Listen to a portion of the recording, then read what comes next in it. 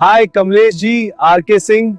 अरुणाचल प्रदेश के कुछ places visit कर लिए, हम आपको ले चलेंगे। Tawang, Indo China border, Sela tunnel and और भी। तो फिर चलिए चलते हैं। अरुणाचल प्रदेश के इस यादगार सफर में हम पहुंचते हैं एक इंजीनियरिंग मैरवेल के पास, सेला टनल। यह टनल लगभग 13,000 फीट की ऊंचाई पर बनी हुई है और इसने तवांग के सफर को और भी आसान और सुरक्षित बना दिया है। पहले जहां बर्फ और लैंडस्लाइड्स की वजह से रास्ते मुश्किल हो जाते थे, अब यह टनल हर मौसम में कनेक्टिविटी को स्मूथ बनाता है। अंदर से गुजारते वक्त एक अजीब सी एक्साइटमेंट होती है, जैसे हम पहाड़ों के दिल के अंदर से निकाल रहे हो। सेला टनल सिर्फ एक रास्ता नहीं, बल्कि भारत की इंजीनियरिंग और डिटर्मिनेशन का सिंबल है। ये हमें याद दिलाता है कि कैसे इंसान मुश्किल से मुश्किल कंडीशंस में भी प्रोग्रेस का रास्ता निकाल लेता है।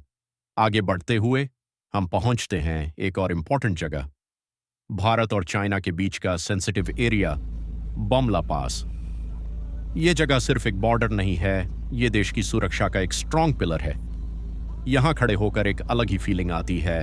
हवा थोड़ी और ठंडी लगती है, लेकिन दिल में गर्व की गर्मी महसूस होती है। यहीं कहीं हिस्ट्री के वो पल भी जुड़े हुए हैं, जैसे सिना इंडियन वॉर, जहां हमारे जवानों ने अपनी बहादुरी का सबूत दिया था।